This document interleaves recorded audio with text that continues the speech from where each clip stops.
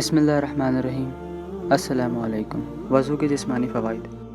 پاکیزگی وہ طاقت ہے جس کی مدد سے لوگوں پر کائنات کے راز آشکار ہوتے ہیں، جو کہ آپ کو بالآخر اللہ کے قریب کر دیتا ہے۔ یہی وجہ ہے کہ اسلام میں طہارت پر زور دیا گیا ہے۔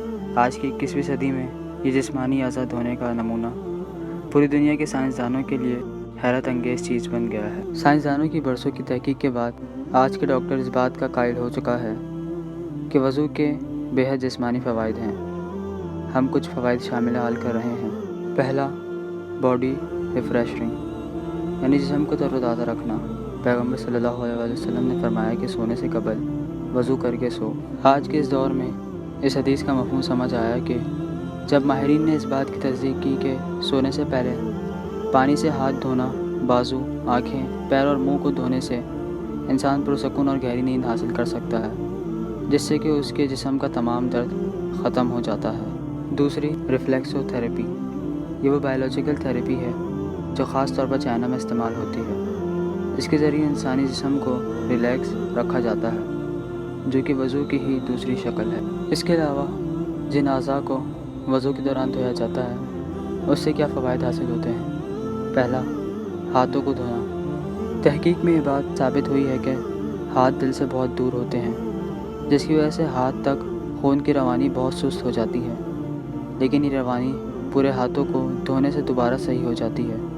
سائنس نے یہ بات ثابت کی ہے کہ دن میں 3 سے 4 بار ایسا کرنے سے بلڈ سرکولیشن صحیح رہتی ہے۔ اور کیا کہنا اسلام کا کہ اس نے مسلمانوں کو ایسا عمل کرنے کے لیے دن میں 5 بار حکم دیا ہے۔ منہ میں پانی ڈال کے واپس پھینکنا، یعنی کلی کرنا۔ کلی کرنے سے آپ کے دانتوں میں پھنسا کھانا نکل جاتا ہے، جس کی وجہ سے دانتوں کو نقصان کا خطرہ نہیں رہتا۔ دانتوں کے مسئلے کم ہوتے ہیں اور دانتوں کو نئی طاقت ملتی ہے۔ ناک میں پانی ڈالنا۔ ایک تحقیق کے بعد یہ بات ثابت ہو گئی ہے کہ وضو کا ایک جز جس میں ناک میں پانی ڈالا جاتا ہے، اس کی وجہ سے انسان کی ناک میں موجود تمام نقصان دہ چیزیں باہر آ جاتی ہیں۔ اسی پر ایک اور تجربہ کیا گیا جس میں مسلم اور غیر مسلم کی ناک پر تحقیق کی گئی، جس میں یہ بات ثابت ہوئی کہ مسلم جو وضو کرتا ہے اس کی ناک میں کوئی ایسا جراثیم موجود نہیں جس سے اسے نقصان ہو۔ اس کے برعکس غیر مسلم کی ناک میں ایسے جراثیم موجود تھے جس کی وجہ سے وہ اپنی آنے والی زندگی میں بیماریوں کا شکار ہو سکتا تھا۔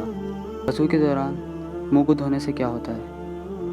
منہ کے دھونے سے چہرے سے تمام مٹی کے ذرات جو ہوا کے ذریعے منہ پہ لگتے ہیں ہٹ جاتے ہیں، چہروں کو رونق ملتی ہے، تمام پسینہ صاف ہو جاتا ہے اور آنکھوں میں پانی جانے کی وجہ سے آنکھیں صاف ہو جاتی ہیں، جس کی وجہ سے آنکھوں کی بیماری کا خطرہ کم ہو جاتا ہے۔